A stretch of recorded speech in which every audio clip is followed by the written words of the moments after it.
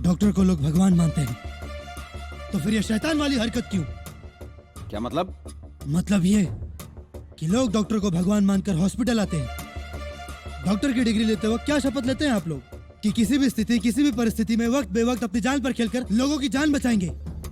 लेकिन तुम जैसे चंद डॉक्टर्स चंद पैसों के लिए इंसानियत को बेचने का धंधा खोल रखे हैं। पैसे चाहिए?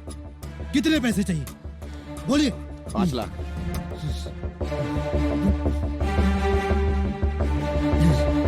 5 लाख निकालिए इसमें से, लेकिन इलाज में देरी नहीं होनी चाहिए।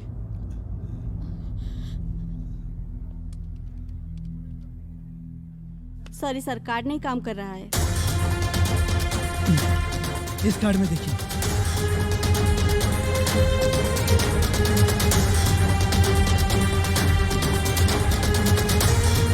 सॉरी सर, ये भी नहीं कर रहा है।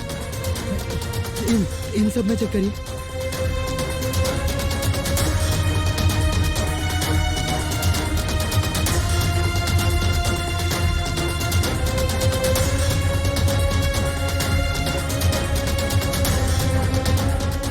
सॉरी सर, आपका कोई भी कार्ड नहीं चल रहा।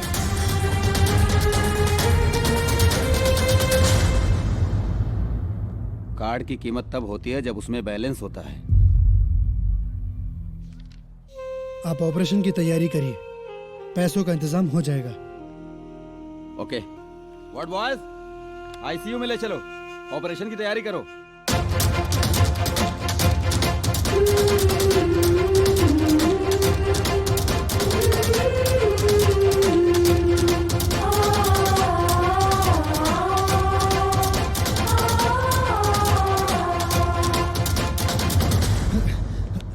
मम्मी, मम्मी, माई के जान खतरा में बा, हॉस्पिटल में एडमिट बाड़ी। ऑपरेशन खातिर 5 लाख की जरूरत बा। अगर वो 5 लाख के इंतजाम ना भइल तो ओकर जान चल जाई। और उ रवा जो हमरा के डेबिट कार्ड और क्रेडिट कार्ड देले रहनी ना, वो सब बंद हो गइल बा। बंद भइल ना, बंद हम कहीं हा। का? तोहर हिम्मत कैसे भाई? तोहर हिम्मत कैसे भाई हमारा सारा कार्ड बंद करेंगे? अगर हमरा माई के कुछ भइल ना तो जिंदा ना छोड़ब तोहरा की। अगर टाइम पे इलाज ना भइल तो हमार माई मर जाई। मर जाएगा।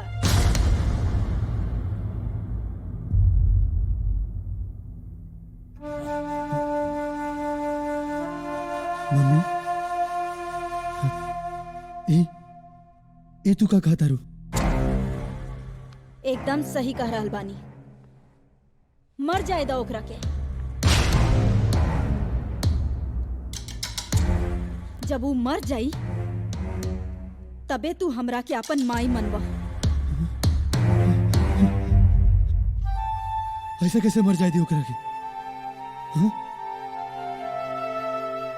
वो हमरा के पाल पोस के इतना बढ़ गई ले बिया। वो हमार माई बिया मम्मी। और हम तोहरा के अपन कोख से पैदा कैले बानी। 9 महीना के त्याग जिंदगी भर के पालन पोषण पर ज्यादा भारी पड़ेला बेटा। मम्मी तू का कहता रू मम्मी? हाँ, जब तक तो हार आंख पर से ओकर ममता के पर्दा ना हटी तब तक तोहरा के हमार ममता ना दिखाई दी। इहे खातिर मर जाए दे ओकरा के।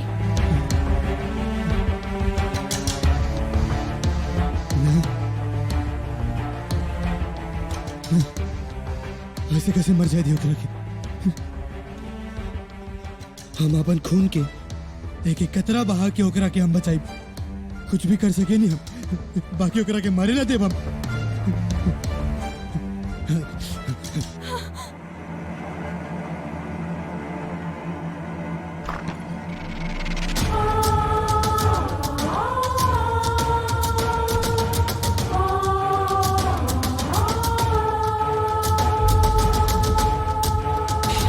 लागता अलमारी में बहुत माल छुपा के रख ले बा।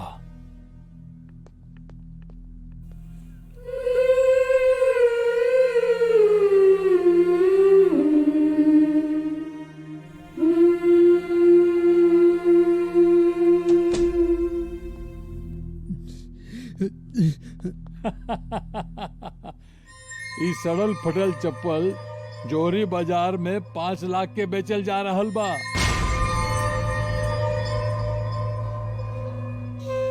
तोहरा खातिर ये चप्पल सड़ल फटल हो सकेला,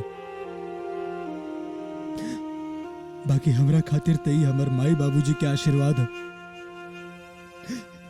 और माई बाबूजी के आशीर्वाद के तो कौनो कीमत ना होला। ये बात तोहरा समझ में ना आई, तोहरा समझ में ना आई।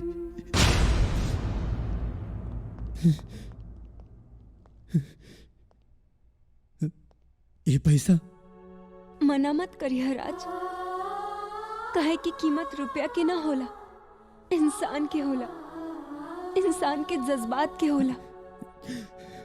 मेनका हमके कुछ समझ में नहीं के आवत कि हम कीमत वक्त के भी होला राज, और ये वक्त निकल रहल बा। तू जल्दी से ही रुपया लेके हॉस्पिटल पहुंच।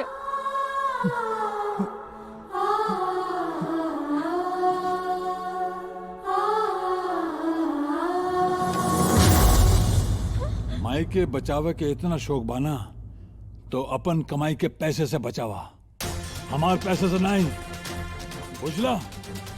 अपना माई के तो हम कैसे भी बचा ले, तू अपन फिक्र करा।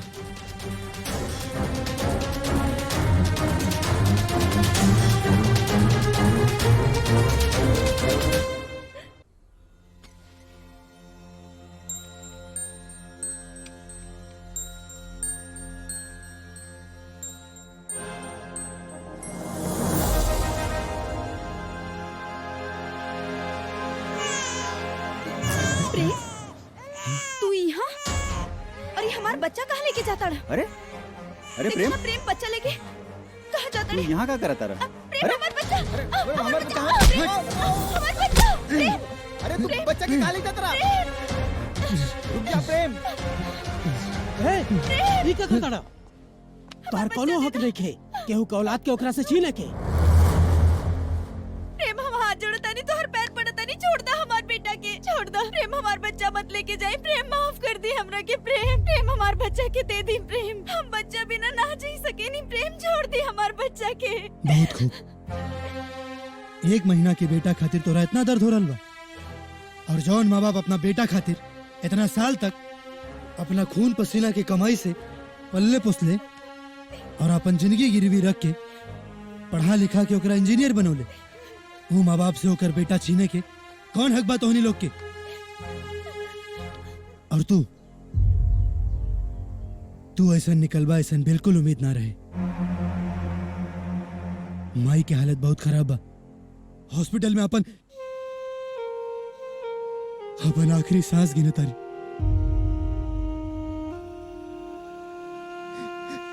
अब तो भगवान ही बचा सके ले लोकरा के, और यदि तोरा अपन ऐशो आराम की जिंदगी से फुर्सत मिले ना, ताकि देख लिया अपना माई के। हमार बच्चा प्रेम,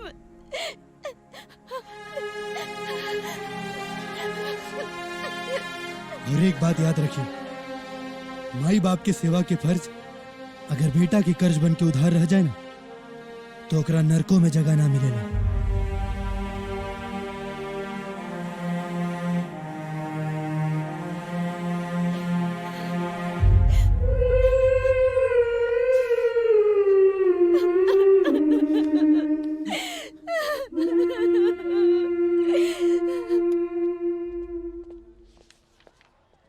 एक्सक्यूज मी, यस सर। जानकी देवी पेशेंट के घर वालों ने पैसे जमा किए? जी नहीं सर।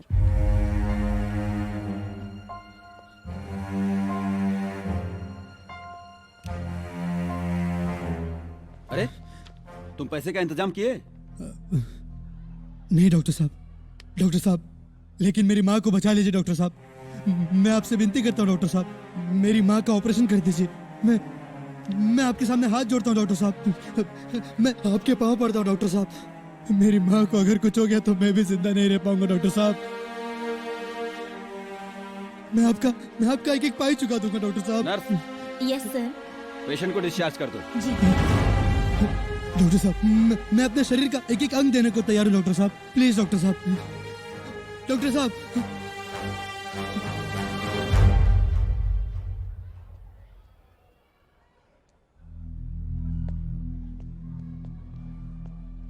अपनी एक किडनी दे सकते हैं? वैसे भी इंसान एक किडनी पे जिंदा रह सकता है। हाँ डॉक्टर साहब, रवा के जवान चाहिए तो हम ले लो। हम सब दे दें। हम रवाई के बचा ले डॉक्टर साहब। नर्स, यस सर। एक पेशेंट को किडनी की जरूरत है। ओके सर। ऑपरेशन की तैयारी करो। जी सर। ऑल द बेस्ट। इंसान का भगवान से भी हम तोहरा लालड़ जाइब, जान तोहर हम जाए ना देहब, भाले जान से जाइब। अब ता हर दर पे ही है फरियाद रहे, बनल माई बाबूजी के आशीर्वाद रहे, बनल माई बाबूजी के आशीर्वाद रहे।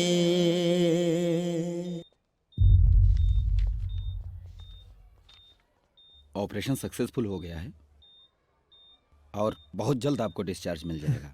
Thank you. चिंता की कोई जरूरत नहीं। जी। ओके?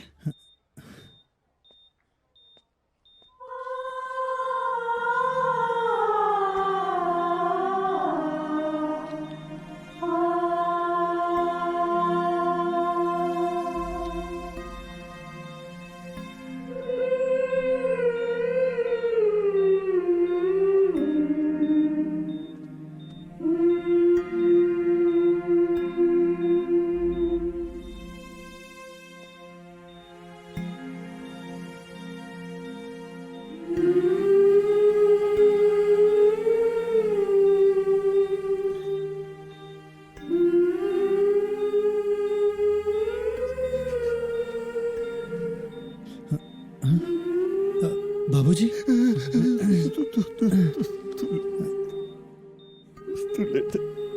ये क्या करता नहीं बाबूजी? वैसे तो दुनिया के रिवाज है बेटा, ये हमेशा बेटा बाप के पांव छुएला, लेकिन आज तो अपने माई के जिंदगी देखे बहुत बड़ा उपकार कर दिले हमरा पर। बहुत बड़ा उपकार कर दिले। तो पाँव झुके ना, धन्य हो गई नहीं हम। ना बाबूजी, औलाद खातिर माँ बाप तो भगवान समान होले, और भगवान के भक्ति करके भक्त उनका ऊपर एहसान ना करेला। सुन ले जानकी, देख ले तार बेटा कितना बड़ बड़ बात बोले लगे। हमेशा हम एक पीछे एक से लाठी लेकर के एक साथ दौड़ा उतरनी और ये हमरा से आगे निकल जाते। आज सोच विचार में भी हमरा से बहुत आगे निकल गए मेरे बेटा। बाबूजी, और जब बेटा बाप से आगे निकल जाला ना, तब बाप खातिर ओकरा से बढ़कर कोई खुशी ना होला। प्रेम, भले हम तुहार बड़ भाई हैं, बाकी आज तो हर बड़प्पन देख के हम खुद के बहुत छोट महसूस कर रहल बानी। भाई हमरा के माफ कर दा। हे भैया, छोटका के आगे बड़का हाथ जोड़े ही शोभा नहीं खेदे। हमार गलती की कोनो माफी नहीं खे, पर हो सके तो हमरा के माफ कर दी।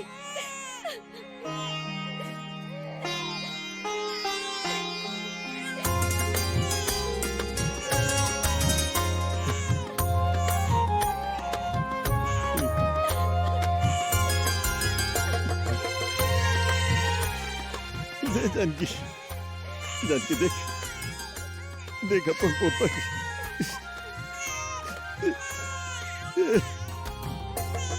प्रेम, देख देख तू अपन भतीजा के बिल्कुल अपने दादा पे गेलो ना। हाँ बाबूजी। बेटी तारा ही बदमाश मत कर, एकर बापो माफ करिए। हमर पोता आ गेल रे जानकी, हमर पोता आ गेल रे। ले ले दादाजी के चुनल चुनल पोता, इकल पुलल पुलल गाल। राज, राज जल्दी चलो राज। तो हर मम्मी के हमारे पापा, चाचा और भाई किडनैप कर ले बाड़े।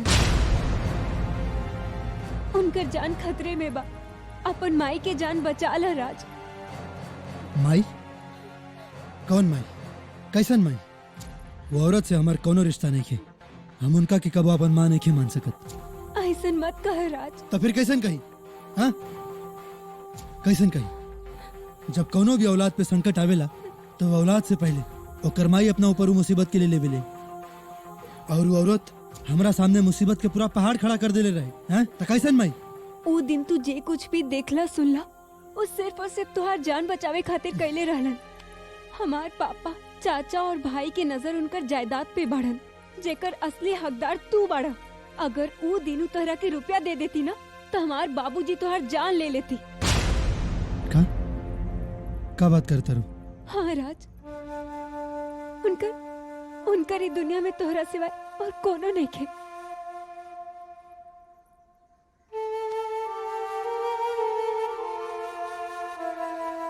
इसलिए बाकी हम तोहरा पालले पोसले हई, बाकी वो 9 महीना तोहरा अपना कोख में रखले हई। एक माई के दर्द एक माई ही समझ सकेली।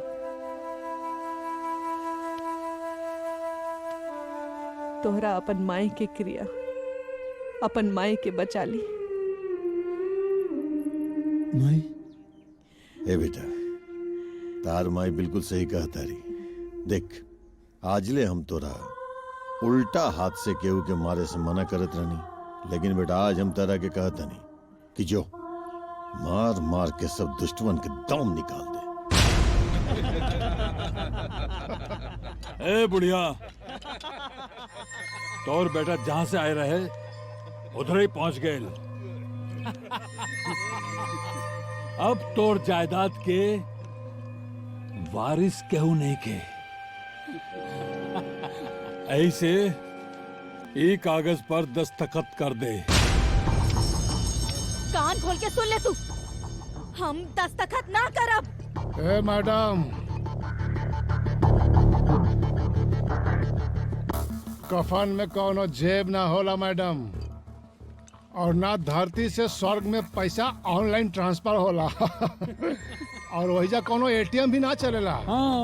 एजा टन से गोली मरली ना, एजा तोर अर्थी उठल, ओजा तोर जायदाद बटल। यही से कहत है जायदाद हमनी के नाम कर दे, प्यार से। हम कहनी ना तोहनी से, हम दस्तखत ना करब, चाहे तू कुछ भी कर ले, हम दस्तखत ना करब। अरे चुप! हम वो मुसीबत है जे बार बार यूटर्न लेवेला, बार बार यूटर्न लेवेला। और हम काल हैं जे तोहनी जैसन भौकाल के सामने मौत रूपी सवाल बन के बवाल करेली।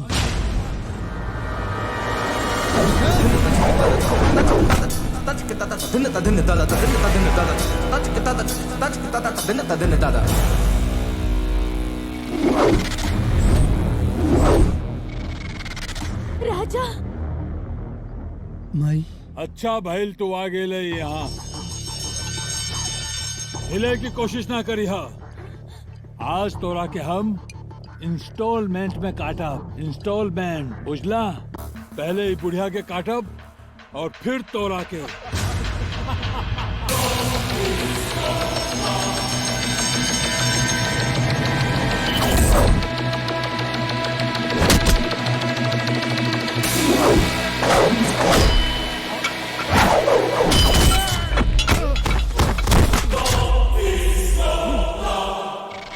मार के मारा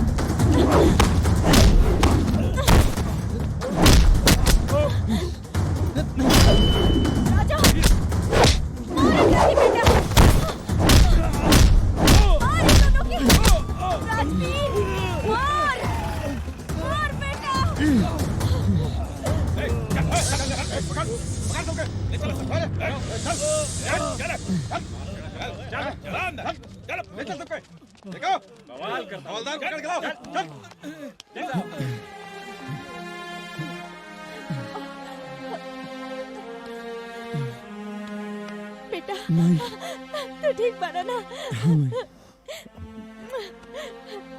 तोहरा जैसन बेटा पाके हम धन्य हो गई नी धन्य तो हम हो गए नहीं सौभाग्य तो हमार बाकी जेकरा देवकी और यशोदा जैसे माई मिल गई और इतना अच्छा बाबूजी। अरे हमरा ऑफिस जाए खातिर देर होता, ये तू का बार बार हम बटन लगावता नहीं और तू बार बार खोल देता रू, बात का बा? हमरा ना हऊ चाही, हैं? का चाहिए? हऊ चाही। भाई का बार बार हऊ हऊ लगा के रख ले बाड़ू, का चाहिए? बच्चा। अच्छा हट, ये सब करे खातिर हमरा बेरी टाइम नहीं खे, ऑफिस जाए के बा हमके। दादा दादी के सुनी ना। अरे कौन ना ना दे, अरे तू हमार बहू के मना करत बाड़े, देत काहे नहीं के? अरे माई का तू ऑफिस जाए के बाद देर होता। चट्टा पहले जवान हमार बहु मांगती है ओकरा अभी के भी दे, ओकरा बाद जाइए तू ऑफिस।